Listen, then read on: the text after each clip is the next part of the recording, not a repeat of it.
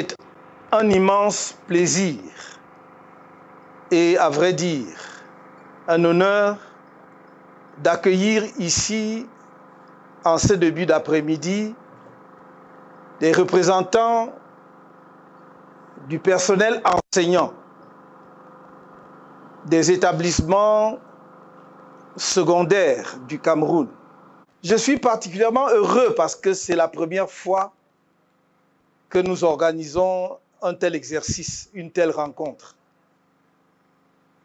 Je suis heureuse également parce que cette rencontre, au-delà des discussions sur la réforme du système éducatif camerounais, je dirais la réinvention ou la refondation du système éducatif camerounais, est pour nous de témoigner à votre endroit l'estime, le haut estime que nous avons pour le corps enseignant.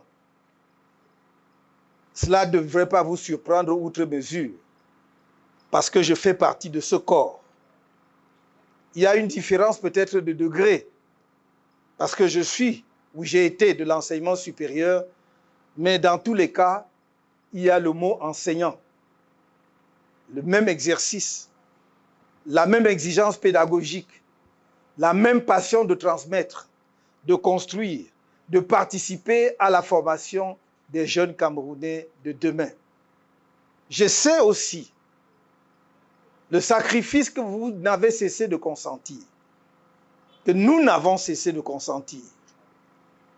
Je sais en particulier que lorsque notre pays était confronté aux difficultés économiques les plus sévères, qui ont entraîné, entre autres, la diminution drastique des salaires dans les années 1990, couplée d'ailleurs à la dévaluation du franc CFA, qui a affecté sévèrement le pouvoir d'achat.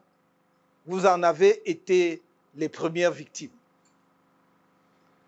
Quand on a un corps dans une société qui, dans l'adversité quasi quotidienne, affronte la tâche et assume ses responsabilités, on lui doit une reconnaissance profonde et sincère. Ne voyez pas dans mon discours les propos d'un homme politique que je suis et que je ne nie pas. Mais c'est vraiment les propos d'un Camerounais qui est reconnaissant à ces corps-là, comme je l'ai dit d'ailleurs à l'occasion de la rencontre avec les médecins. Vous êtes là, avec vos revendications que nous connaissons tous et que nous n'avons jamais cessé de soutenir. Je peux m'enorgueillir de dire que nous avons été, je ne dirais pas le seul peut-être, mais parmi les premiers et toujours parmi les premiers à prendre position lorsque les enseignants ont formulé leurs problèmes. Nous avons proposé par moments des solutions pratiques, des solutions que nous avons mis en œuvre si nous étions en capacité de gouverner le pays.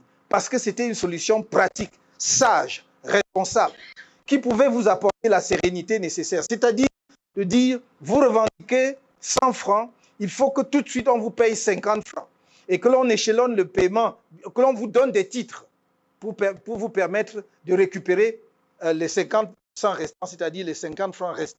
Parce qu'ayant un titre, si quelqu'un est dans la détresse, il peut céder son titre contre de l'argent frais, quitte à ce que ce soit avec une petite cote. Nous l'avons proposé et cela aurait pu régler entièrement et totalement, une bonne fois pour toutes, les revendications que vous avez sur les questions de rémunération, de salaire et de primes. Je voudrais enfin dire ici que cette rencontre est un moment pour nous historique. Parce que je souhaitais du fond du cœur que nous ayons une telle rencontre. En regardant le document du COREC, je me suis rendu compte que nos politiques en matière d'éducation nationale reprennent à 90% au moins ce qui est dans le document du COREC. Donc nous sommes très à l'aise pour discuter, voir les points qui ne figurent pas déjà dans notre programme et voir dans quelle mesure nous pouvons les prendre en compte effectivement. La refondation du système éducatif camerounais est indispensable. nous prétendons avoir été de ceux, en tout cas les premiers, à avoir mis sur la table la question, non pas seulement de la réforme, de la refondation de l'éducation. Je l'ai dit pratiquement, si vous prenez mes premiers discours, en tout cas mes premières sorties publiques, après 2012, vous trouverez. Mais je l'ai dit encore et en consignant par écrit dans mon programme de 2018. Et pourquoi? Parce que j'avais observé que le système éducatif colonial formait des clercs qui pouvaient assister l'administration coloniale, quelques agents de l'administration. Le système éducatif post-colonial, ou mis en place immédiatement après l'indépendance, visait à former des cadres de remplacement des administrateurs coloniaux. Ce système n'était pas mauvais, mais il a produit ses pleins effets. Et il a cessé de correspondre aux attentes de notre société depuis au moins la fin des années 1980. C'est au début des années 1990 qu'il aurait fallu déjà faire la réflexion que nous faisons ici ensemble et mettre en forme le nouveau système. Pourquoi? Parce qu'aujourd'hui, il faut un Cameroun avec des jeunes formés à répondre à nos problèmes immédiats de développement. Avec un accent particulier qu'il faudrait mettre sur les enseignements scientifiques, techniques et technologiques. Je n'ai jamais prétendu qu'on va supprimer complètement les enseignements littéraires ou de sociologie, mais il faut renverser totalement les proportions. À l'heure actuelle, cela représente à peu près 80% dans notre système d'enseignement. Ceux qui vont dans les filières, disons, des sciences humaines et de littérature. Nous devons, dans une dizaine d'années, avoir renversé pour avoir une proportion de 20 à 80, pour ne pas dire de 10 à 80, à 90. Sinon, nous ne pouvons pas nous développer, qu'on ne vous trompe pas. C'est pour cela que, dès lors qu'il y a un chantier d'une certaine envergure, on est obligé d'aller chercher des techniciens ailleurs. Qu'on ne vous trompe pas. Les Camerounais sont diplômés, mais ils n'ont pas les diplômes qu'il faut pour le développement de leur pays. Songez que lorsqu'il a fallu construire le pipeline Tchad-Cameroun, tous les soudeurs étaient colombiens et philippins. Il n'y avait pas de Camerounais. Mais allez voir quel salaire ils gagnaient. Je ne prends donc que cet exemple pour illustrer. Or, c'est le système éducatif qui produit justement des agents de développement adaptés. C'est pour cela que dans notre démarche, nous voudrions non seulement ne pas perdre le temps pour mettre en place ce nouveau système, mais faire en sorte que nos enseignants, ceux que vous encadrez comme syndicat, ceux enseignants que vous êtes déjà encore en activité, eux-mêmes soient recyclés pour répondre à cela. Parce que nous n'allons pas attendre une génération entière. Si les enseignants d'aujourd'hui, on attend, les jeunes enseignants d'aujourd'hui, on attend qu'ils aillent à la retraite pour avoir une nouvelle génération sortie des écoles normales et autres, pour pouvoir prendre le relais, ça nous prendra 20 ans pour mettre en place ce système. Notre approche, c'est de dire que très rapidement, on va faire des modules de recyclage des enseignants, qu'il s'agisse d'enseignants fonctionnaires ou des contractuels. Il va falloir que, suivant les options qui existent aujourd'hui, nous puissions avoir des recyclages pédagogiques qui peuvent aller de 6 mois à 12 mois, pour que les gens soient prêts à mettre en œuvre rapidement la réforme ou bien la refondation que nous voulons mettre en œuvre dans notre pays. Pour moi, le système éducatif d'un pays est un trépied. Le premier, c'est le corps enseignant. Le deuxième, c'est l'apprenant, c'est-à-dire l'élève et les parents. C'est le deuxième pilier. Et le troisième pilier, c'est l'État. Ce sont les institutions publiques. Voilà les trépieds de l'enseignement dans un pays. L'enseignant, l'étudiant ou l'apprenant ou l'élève et l'État. L'enseignant est celui qui véhicule. C'est la clé. Et on ne le dit pas pour vous faire plaisir, parce que c'est la réalité. Tout repose sur lui. L'autre, le réceptacle, ce qui est l'étudiant ou l'élève, ne reçoit que parce que vous lui transmettez quelque chose.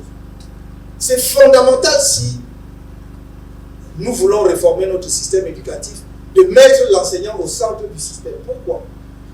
Parce que même sur le plan pédagogique, commençons même par le plan pédagogique, si l'enseignant n'épouse pas et n'entre pas dans le projet national du nouveau système éducatif, ce système ne sera pas performant. Donc il faut qu'il se l'approprie. Il faut que ce soit son affaire. C'est pour cela que nous pouvions nous contenter de rester ici au MRC, rédiger notre document et le publier. Mais j'ai dit non. Même si nous ne sommes pas là pour recruter les enseignants comme militants de notre parti, je voudrais que ce soit très clair.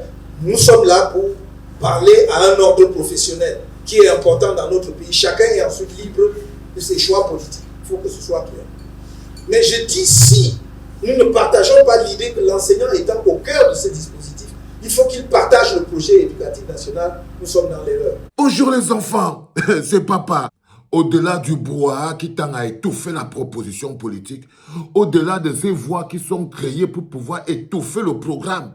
Parce que le plus important, c'est que le bavardage, là, ce n'est pas le programme. Le peuple camerounais a besoin d'une lisibilité et d'un programme. Ça, Maurice Kamto l'a compris. Maurice Kamto a compris qu'il ne va pas être les gens qui font le complot pour enfermer les Camerounais dans le bruit. Dans le bruit. Il faut rester concentré sur le programme. Il faut continuer d'aller vers les Camerounais pour leur faire la proposition. Parce que quelqu'un qui a une proposition, quand tu vois, tu sais. C'est parce qu'il a une proposition.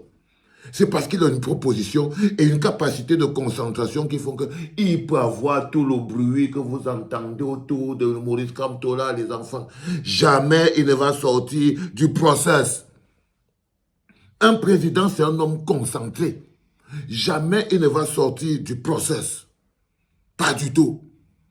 La rencontre avec le corps enseignant, après la rencontre avec les artistes, après la rencontre avec les médecins, est l'une des étapes du long parcours de Maurice Kamto pour échanger avec toutes les corporations sur le programme politique, la proposition qui est la sienne, parce que le peuple a besoin de savoir c'est quoi le programme, c'est quoi la proposition. C'est comme ça quand on travaille avec grandeur. Et la capacité à ne pas se laisser happer par le bruit est extrêmement important pour un pays qui veut se développer. Un dirigeant qui n'est pas dans le Congo, ça, un dirigeant qui n'est pas dans le blabla, et un dirigeant qui finit toujours par rester et concentré au cœur du process. Au cœur du process. Les enfants, c'est l'acte 1, c'est le tout premier. Toute cette journée, vous aurez droit à la clinique, aux gros échanges riches et tellement intéressants de Maurice Kamto avec les enseignants. Et on espère que bientôt, on ira encore plus loin. Seul le process libère le programme et la solution. C'était papa.